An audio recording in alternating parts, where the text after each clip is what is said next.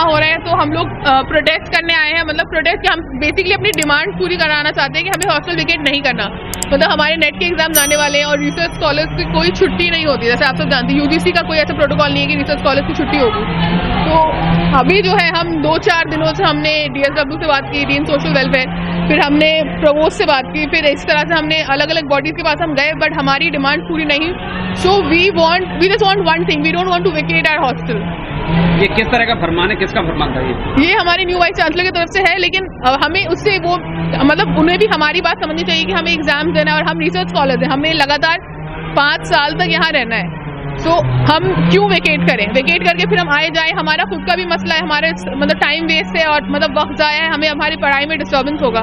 This is the only thing. Administration क्या कह रहा है? एडमिनिस्ट्रेशन क्या कह रहा है? एडमिनिस्ट्रेशन कह रहा है जो हमने कह दिया वो होके रहेगा, मतलब कि आपको वेकेट करना पड़ेगा no matter what, hostel vacate. Hall की बात है, कितनी स्टूडेंट ऐसी इनसे खाली करवाया बेगम मजीदुन्निसा हॉल, और मतलब इनफैक्ट सारे हॉल्स के लिए नोटिस आया है कि उनको वेकेट करना पड़ेगा। वाइस चांसलर मुलाकात नहीं हुई? नहीं, वाइस चांसलर अभी तक नहीं आई। वाइस चांसलर रेनी के यहाँ वो आपकी बात में सुनिए, क्या लगता है इसके बारे में?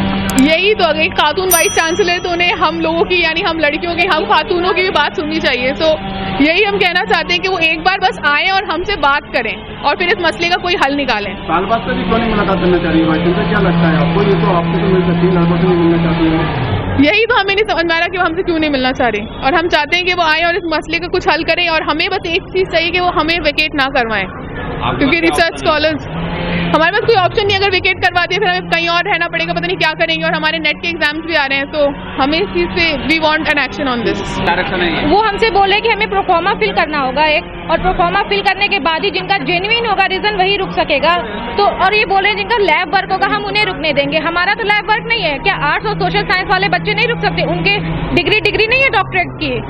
हमें ऐसा बोला जा रहा है, क्या यूजीसी तो सबको एक ही जैसा मानता है ना कि डॉक्टरेट की डिग्री मिल रही है, सबको एक बराबर मिल रही है, लेकिन हमें क्यों ऐसा कहा जा रहा है? और प्रोवोस्ट का है कि वो मतलब हमारी बात वो भी नहीं सुन रही। हमने उनसे बात की, GVM बुलाया, उन्होंने बोला कि ठीक है, उन्होंने पॉइंट नोट डाउन किए कि हम आपकी बात सुनेंगे, लेकिन नोटिस में यही लिखा है कि हमें खाली करना है और आज हॉस्टल वैकेट करना है। हम 2 कार्टन बस रख के जाएं, बाकी सामान हम लेके जाएं। फिर आपको दोबारा से मिलेगा?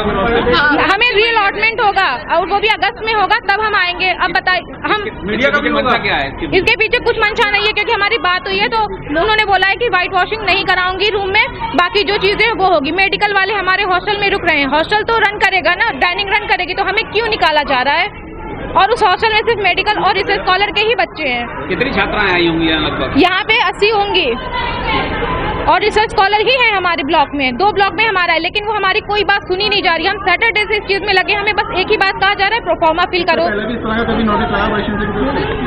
एक बार हुआ नहीं, अभी तक तो हमें नहीं, हमारे नॉलेज में नहीं है कि अभी तक आया हुआ है। इस तरह के हालात तो सैंडाई पे हुआ करते थे। हाँ, कोविड के टाइम में जब हॉस्टल नहीं खाली हुआ, वार्डन भी नहीं गए, SN हॉल में सब लोग थे, तब तो जान पे बात बनी थी। अभी क्यों खाली करा रहे हैं? अभी तो ऐसी कोई बात नहीं है। हम रुकना चाहते हैं, हमारा काम है, हमारी RSC है जुलाई में, हमें वर्क अपना दिखाना है। हम क्या करेंगे फिर? ये कह रही हैं कि हम हॉस्टल वेकेट नहीं करेंगे, जबकि यूनिवर्सिटी ने ये तय किया है डीन्स की प्रिंसिपल की मीटिंग में कि जिन लड़कों का जैसे ग्रेजुएशन पोस्ट ग्रेजुएशन के जो बच्चे हैं उनका जैसे जैसे एग्ज़ाम ख़त्म होगा वो अपने अपने घर चले जाएंगे, और जो उनका सामान साथ में ले जाने वाला वो साथ में ले जाएंगे, और जो रखने वाला वो प्रोस ऑफिस में हर प्रोस को इंस्ट्रक्शन दिया गया है कि वो उनके सामान को रखने का इंतज़ाम करेंगे।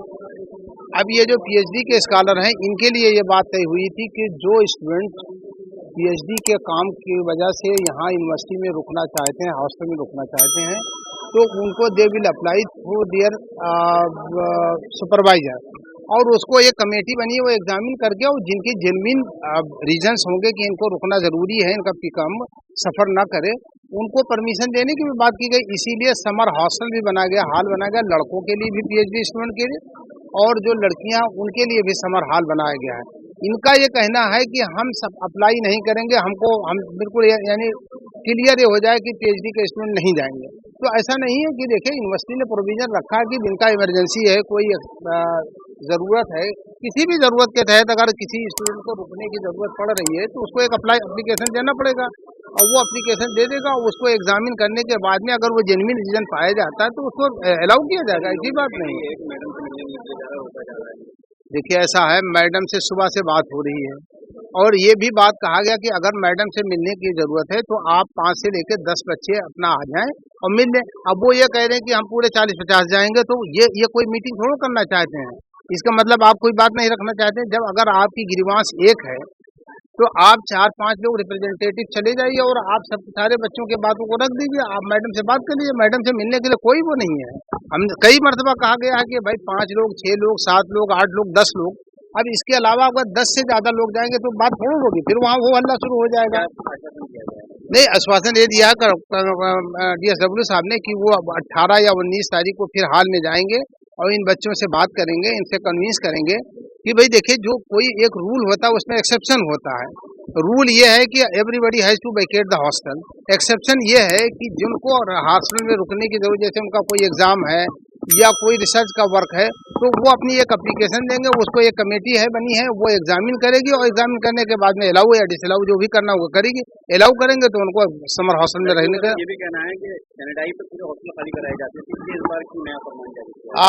देखिए ऐसा है, सैनिटाइज पे तो जो खाली होता है वो मजबूरी होती है। इस वक्त पर जो है ऐसा कोई नहीं, इस वक्त पर पर्पस कुछ और है, तो इसलिए सैनिटाइज जब होती तो वो एक लॉ एंड ऑर्डर की सिचुएशन होती है। इस वक्त पर जो खाली कराया जा रहा वो एक किसी दूसरे पर्पस से खाली कराया जा रहा है। और खाली भी नहीं, मतलब ये लड़कों से रिक्वेस्ट की जा रही है, उनको परसू किया जा रहा है कि भाई 1 महीना आप अपने घर, पूरे साल यहाँ रहें अपने घर, ताकि जो हॉस्टल की बहुत सी चीजें हैं उनको इम्प्रूव करने में, उनको रेक्टिफाई करने में हमको आसानी हो जाए। बस ये है। देखिए ऐसा है, वैसे तो यही है कि जब भी समर वेकेशन होती है तो लड़के वैसे भी अपने आप चले जाते हैं, लेकिन इस वक्त पर जो ये कहा जा रहा है कि आप इस बार भी जाइए, उसको एक गलत सेंस में ले रहे हैं। जैसे हर साल जाते थे वैसे इस बार कहा जा रहा है चले जाइए। बस इतनी सी बात ही हो रही है कि जो सामान उनका है कमरों के अंदर, वो सामान को पैक करके एक जगह हॉल के अंदर कहीं रख दें और इसके बाद में फिर री अलॉटमेंट होगा। फ्रेश अलॉटमेंट होगा, कौन स्टूडेंट है कौन नहीं है, तो उसको अलॉटमेंट करने में बड़ी आसानी उससे हो जाएगी। सिर्फ ये सारी चीजें हैं और ये उन्हीं के भलाई के लिए, उन्हीं के वेलफेयर के लिए है। यही खुद आकर के कहते हैं कि हमें 2-2 साल 3-3 साल से हॉस्टल नहीं मिल पा रहा है। हम उन सिचुएशन को, यानी यूनिवर्सिटी उन सिचुएशन को एड्रेस करने की कोशिश कर रही है, उसके लिए एक कदम है, एक तरीका है बस।